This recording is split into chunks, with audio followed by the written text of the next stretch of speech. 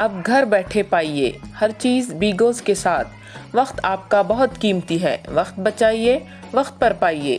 हर app का एक app बीगोज़ अभी डाउनलोड कीजिए और 500 के मुफ्त कूपन की शॉपिंग कीजिए।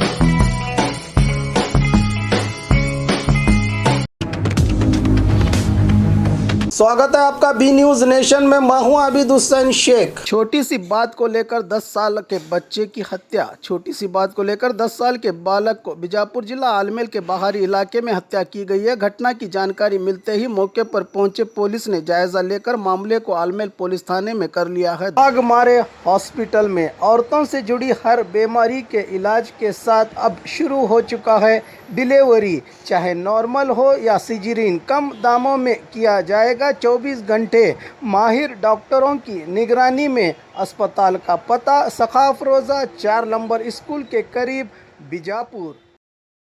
और खबरों के लिए देखते रहिए बी न्यूज नेशन।